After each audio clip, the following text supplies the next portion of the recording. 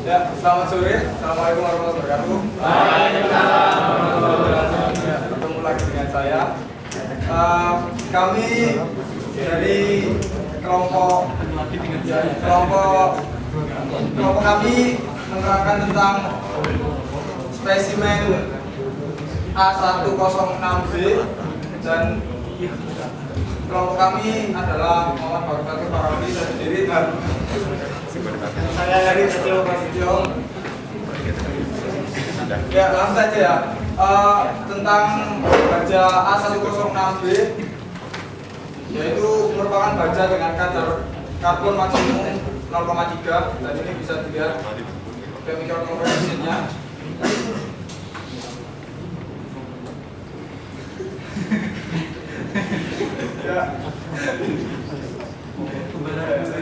Ya, dan berikutnya ini adalah sifat mekanik dari baja karbon A106B pada temperatur kamar.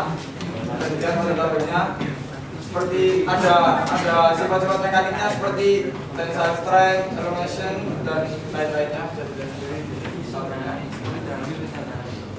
Mungkin bisa dilihat lagi. Ya, berikutnya metode percobaan. Nah, metode percobaan yang kami lakukan adalah pertama melakukan pemotongan pada spesimen.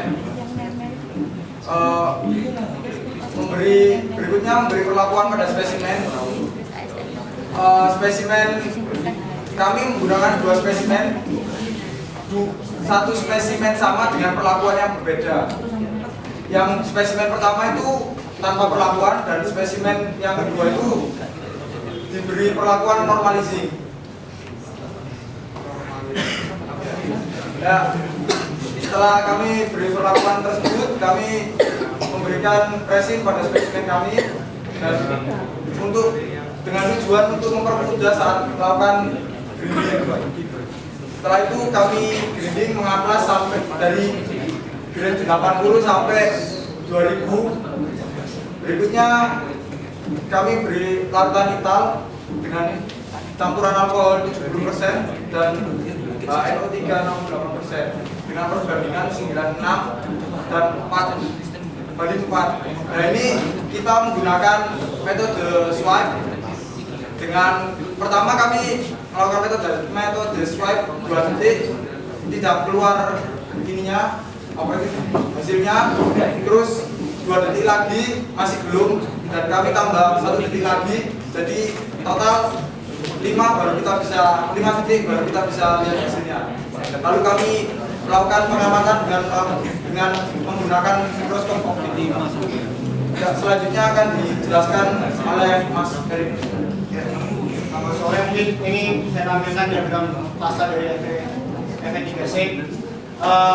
Jadi kita tahu sendiri bahwa medium steel carbon steel A106B itu sendiri kalau dikonversikan dalam STM dia merupakan STM 1030 untuk standarnya dan untuk pemanfaatannya sendiri dia digunakan untuk proses piping, alloy pipe.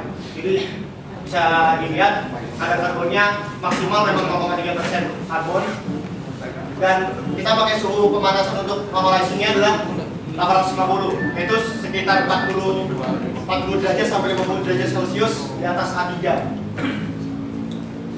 Dan ini salah satu referensi kita saat melakukan heat treatment untuk A106B. Dimana bisa lihat di sini untuk heat treatment yang normalizing adalah 890 sampai 950. Cuman saat di lapangannya sendiri penggunaan furnace di laboratorium metal kita hanya maksimum 850 saat itu. Dan untuk referensi di ISM handbook bisa dilihat untuk 1030 untuk di atas A3 815. Ini sedikit hasil dari uji metalografi dan akan kita diskusikan bersama. Bisa dilihat pada gambaran pertama adalah struktur mikro tanpa perlakuan dari logam A106B dan yang B adalah setelah dinormalisasi dengan waktu holding 1 jam. Kita lihat pada gambar yang pertama. Pada gambar yang pertama distribusi perlit sendiri lebih banyak ya teman-teman daripada distribusi perlit. Sementara di gambar B dimana ada di treatment normalizing itu dapat dilihat penyebaran perlit lebih banyak. Memang setelah kita menaikkan temperaturnya sehingga full outstanding dan melakukan proses pendinginan bisa dilihat sendiri banyak yang tadinya parent berubah menjadi parent di sini. Dan yang pasti bisa dilihat secara bersama bahwa grain size dari gambar A, di mana baja A106B tanpa perlakuan lebih besar dibandingkan dengan gambar B yang telah melakukan proses normalisasi. Itu pun bisa kita bandingkan saat kita menggunakan diagram pendinginan baja karbon 0,3%. Saat kita menggunakan temperatur yang lebih tinggi atau kita menggunakan proses treatment normalizing akan mendapatkan struktur pellet yang lebih halus daripada tanpa perlakuan. Oke, saya kira sampai discussion untuk masa tenor B. Sekian, terima kasih.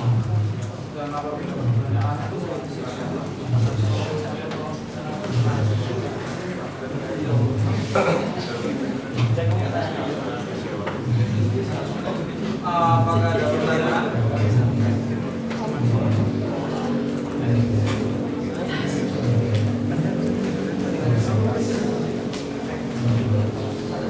Oh iya, silakan Mbak.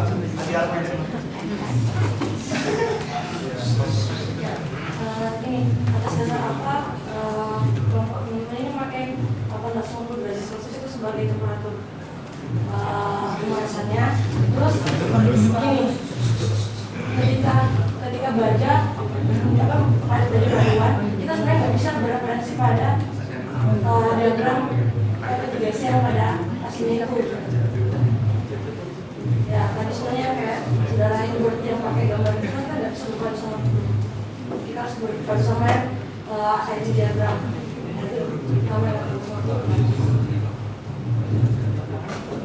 Terima kasih pertanyaan Mbak Arma.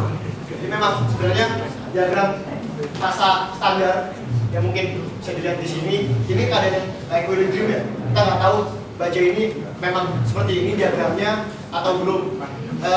Mungkin saya sedikit beruntung saat memilih baja A106B ini karena kebetulan mas-masnya yang sedang PA pun ada yang memakai baja ini dan mereka mengajukan melakukan uji spektro. Uji spektro itu jadi didapatkan baja dengan kadar karbon 0,2 untuk A106B ini. Maka bisa disimpulkan saat dikonversikan ke ASTM dia 1030. Jadi hanya sebagai gambaran saat kita menggunakan diagram massa. Memang yang menjadi referensi saya dan Mas Bagus sendiri untuk memberikan treatment adalah kedua acuan ini. Dimana yang atas ini saya dapatkan dari penggunaan A106B yaitu alloy pipe, dan yang di bawah ini adalah ASM handbook untuk 1030. 1030 kenapa saya pilih 1030 karena memang dasarannya A106B yang grade B ini mempunyai persentase karbon itu 0,3% maksimumnya. Jadi saya pakai 1030. Walaupun pada pelaksanaannya mungkin banyak ditemui juga A106B yang menggunakan standar 1020 yaitu 0,2% karbon seperti yang dari uji hasil spektro. Mungkin seperti itu.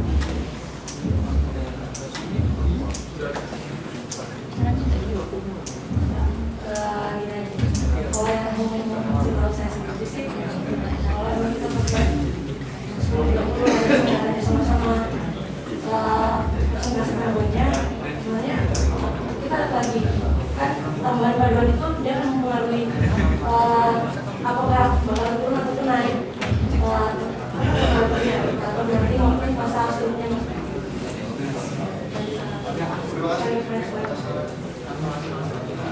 Apakah ada yang